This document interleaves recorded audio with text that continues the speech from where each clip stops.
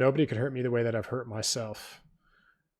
I wonder if he's talking about dishonoring yourself by ignoring your pain, abandoning yourself, by exiling. This is an IFS term. Exiling parts of yourself that you don't like.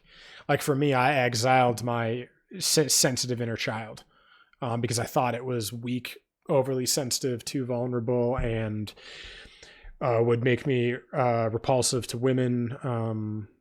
Would undermine my ability as a leader, as a public figure, as an influential figure. I thought that vulnerable, childlike, the hurt part of me would, destroy everything, would destroy my life in a lot of ways. And so I exiled it, and I didn't let it come to the surface unless it was through a very specific facade. And you even saw that kind of in my earlier content. I would get vulnerable and sensitive, but it was, unless the song cracked me wide open, a lot of it would be shared from a place of stoicism, or like, and I still I'm doing that right now, but then again, I've done a lot of work. I'm not as easily triggered as I used to be. I'm much more comfortable. I'm much more nonchalant about things without just bypassing it like I used to. And then again, like even my old content, I'm proud of it, and like it was where I needed to be at the time. It was the best I could do, and there's nothing I did wrong, and there's nothing I could have done better. It was where I was at. That is the emotional self-expression I was capable of at the time. And I think that's a big thing too, is like not dishonoring yourself. Like you're doing the best you can right now with like your body doesn't feel safe enough to be any more vulnerable than you are right now. You know what I mean? Like that's a big part of it. I'm breaking myself down to dust again, trying my best to make a masterpiece in the end. Because this whole process, like you are making your masterpiece. It's the self-actualization process, which was that Carl Jung? I think it was Carl Jung who talked, or I know it was self-realization. That was Yogananda. Self-realization, realizing your true self. You can call it your soul, your higher self, your inner self, your whatever word you want to use. It's like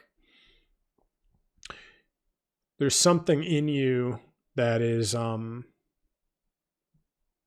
of like who you really are, and like the traumas have forced you to create this false facade. That's actually not who you are. But once you do enough excavating and digging and chiseling the marble, and again, great metaphor, you're just finding who you truly always were. Because there's an angel in the marble that I'm trying to set free. Chopping and hacking to get to the best parts of me. Destroy to create, who would have known? Great line. Destroy to create, who would have known? You got to destroy your original sense of self, your identity. You have to allow everything you thought you were and everything you've constructed. Again, not everything you are, everything you've constructed. All your posturing, your looks, the way you walk, all these carefully constructed ways of making sure other people see me positively. You got to destroy all of that and face yourself and really be like, okay, what don't I like about myself? Do I think I'm unattractive? Do I think I'm ugly? Do I not like the way I sound? Do I not like the way I look? Do I not like aspects of myself, parts of my personality? Am I too sensitive? Am I too overbearing? Am I too much? Am I too little? Like all these things, right?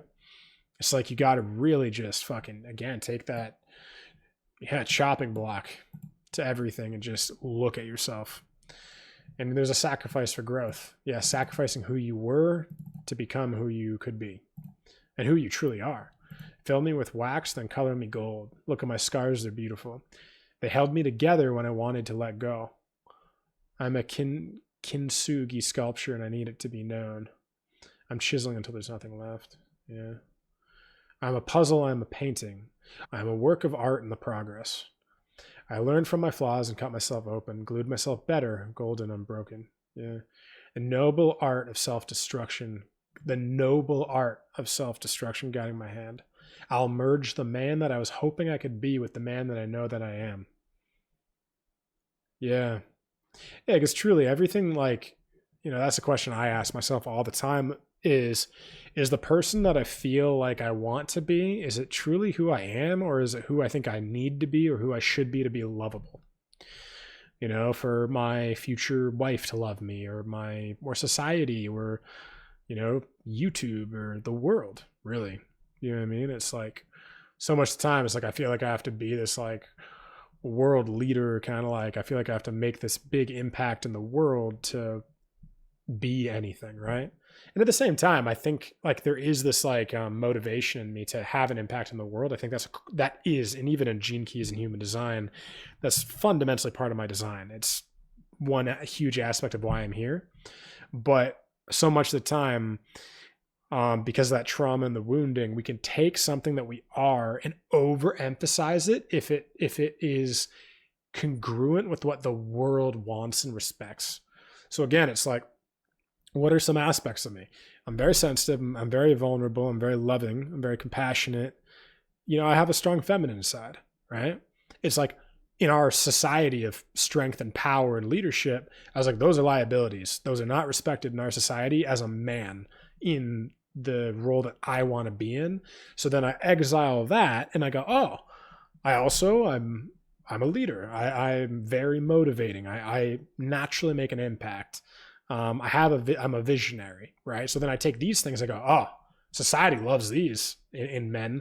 I'm going to put that at the forefront of my personality, pretend I don't have any of this other stuff, and just lead with that. And so, yeah, so like, totally, man, I get this. If you guys want to check out another clip from this episode, click here. And if you want to check out more clips on this topic, click here. And if you want to check out the full episode that this clip is taken from, you can click the link in the description below. And that's it. So I'll see all of you in the next one.